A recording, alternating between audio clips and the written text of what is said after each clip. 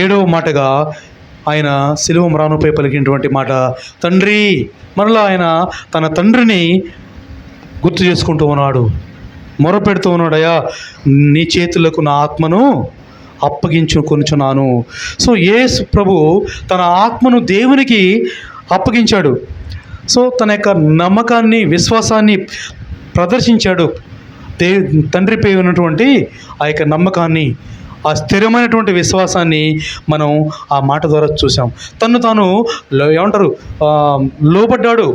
Okay, surrender అయిపోయాడు. ప్రభు, అయ్యా ఇక నా జీవితాన్ని మీ చేతిలో అప్పగించుకుంటున్నానయ్యా, ఇక నా యొక్క సర్వమైనటువంటి నా యొక్క జీవితాన్ని మీ చేతిలో, నా ఆత్మను మీ చేతిలో అప్పగించుకున్నానని తన తండ్రి పాదాల ముందు లొంగిపోయి ప్రభువుకి ఆయన మరణము కూడా మరణపు చివరి అంచులలో ఆ మాట పలికి ప్రభుకు తన జీవితాన్ని అప్పగించుకున్నాడమ్మా. చూడండి ఎంత సందిగ్ధత కలిగి ఉన్నాడో ప్రభు, ఎంత నిబద్ధత కలిగి ఉన్నాడో దేవుని పట్ల.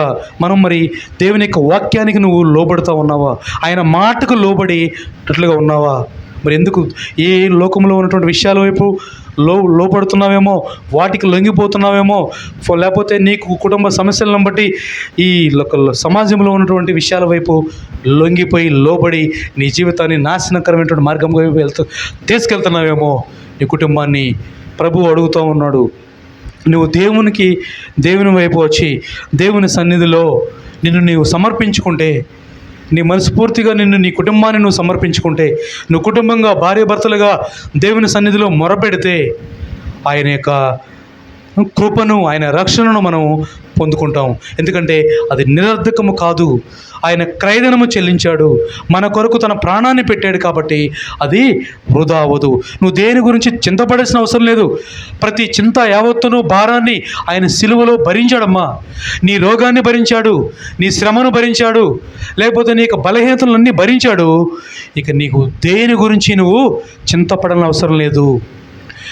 ప్రభు ఆయన ప్రతి రోగాన్ని, నీ వ్యసనాలను, నీ యొక్క అప్పులను అన్నీ ఆయన శిలువ మ్రానుపై కొట్టివేశాడు. ఇంకా నువ్వు చింతపడుతూ లోకమున సమస్యల వైపు చుట్టుముట్టుకొని అటు పరిగెడుతున్నావేమో, దేవునికి దూరంగా పోతున్నావేమో. ప్రభు అంటున్నాడు ఆయన మాటల ద్వారా, ఓకే, శాంతియుతంగా తన అంగీకారాన్ని తెలియజేశాడు. ప్రభువా, నా ఆత్మను నీకు అప్పగించుకుంటున్నాడు. ఇందాక అయ్యగారు చెప్పినట్టుగా ఆమె అమ్మా నేను తప్పకొని ఉన్నానంటే స్త్రీ తన దాహాన్ని తీర్చింది. ఆయన దాహం ఈ లోకం సంబంధమైనటువంటి దాహం కాదు. ఎప్పుడైతే మన ఆత్మ సమర్పణ చేసుకుంటామో, నీ ఆత్మ ఎప్పుడైతే దేవుని దగ్గరకు వస్తుందో అప్పుడు ఆయన దాహం తీరుద్ది. నువ్వు ఒక్కదానివే కాదు, కుటుంబం మొత్తం దేవుని దగ్గరికి రావాలి.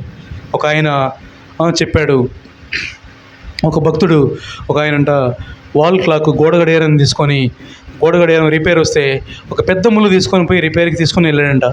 వెళ్తే దీన్ని రిపేర్ చేయమన్నాడు. సార్, ఈ పెద్ద ముళ్ళు తిరగట్లేదండి, దీన్ని రిపేర్ చేయమన్నాడంట. బాబు, ఇది ఒక్కటి తెస్తే ఎట్లాయా? ఆ గడియారం మొత్తం తీసుకొని వస్తే నేను రిపేర్ చేస్తా అంటే, అవునా అంటే మొత్తాన్ని తీసుకొని రాపో అన్నాడంట. అంటే నీ హృదయం మొత్తాన్ని, లేకపోతే నీ కుటుంబం మొత్తాన్ని దేవుని సన్నిధికి తీసుకొస్తే ఆయన నీ కుటుంబాన్ని బాగు చేసే దేవుడు, ఆయన విమోచించేటువంటి దేవుడు, ఆయన నీ కొరకు రక్తము కార్చిన దేవుడు. ఆ రక్తము వృధా కాకూడదు. ఆయన ప్రతి సమస్యను కొట్టివేసే దేవుడు, ప్రతి భారాన్ని, చింతను కొట్టివేసే దేవుడు కనుక మరి నువ్వు దేవుని సన్నిధికి రావడానికి సిద్ధంగా ఉన్నావా? ఆ త్యాగాన్ని పొందుకోవడానికి సిద్ధంగా ఉన్నావా?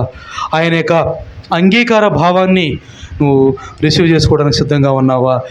దేవుడు నీతో నాతో ఆ సహవాసాన్ని ఏర్పరచుకోవడానికి, మరణపు ముళ్ళును విరవడానికి, ఆయన మరణపు అంచుల్లో కూడా శిక్షను అనుభవిస్తూ 7 మాటలు పలికి ఈ రోజున మరణమా, లేకపోతే క్లిష్ట పరిస్థితుల, ప్రాణాపాయ స్థితి ఏదైనాను నువ్వు ఎదుర్కొనడానికి నీ విశ్వాసం ద్వారా ఇవన్నీ పొందుకోవడానికి, జయాన్ని పొందుకోవడానికి నువ్వు సిద్ధంగా ఉండే ఆయన హామీ ఇస్తున్నాడమ్మా. దేవుని సేవకుల ద్వారా ఆ హామీని నువ్వు పొందుకుంటావా? నెరవేర్పు కోరుకుంటావా? విమోచన పొందుకుంటావా? మార్పు కోరుకుంటావా? మరి నువ్వు ఆలోచించుకో. నీ సొంత నమ్మకాన్ని, నీ యొక్క విశ్వాసాన్ని బలపరుచుకో. పౌలు చెప్పినట్లుగా నా విశ్వాసములో అధికలవ్వడానికి నేను ప్రయత్నిస్తూ ఉన్నాను అని చెప్పి భక్తుడు చెప్పినట్లుగా నువ్వు దేవుని చిత్తానికి ఈ రోజున లొంగిపో. నీ కుటుంబం అంతా శిలువ ముందు లొంగిపోవాలి. దేవుని ప్రణాళికకు లొంగిపోవాలి, ఆయన కృపకు లొంగిపోవాలి, ఆయన మాటలకు లొంగిపోవాలమ్మా. ఎందుకంటే నువ్వు బ్రతకాలి కాబట్టి ఆయన చనిపోయాడు. నిన్ను బ్రతికించడానికి ఆయన చనిపోయాడు. నీ బిడ్డలను బ్రతికించడానికి ఆయన మరణమైపోయాడు. మరి నీవు ఆ మరణాన్ని ఆయన యొక్క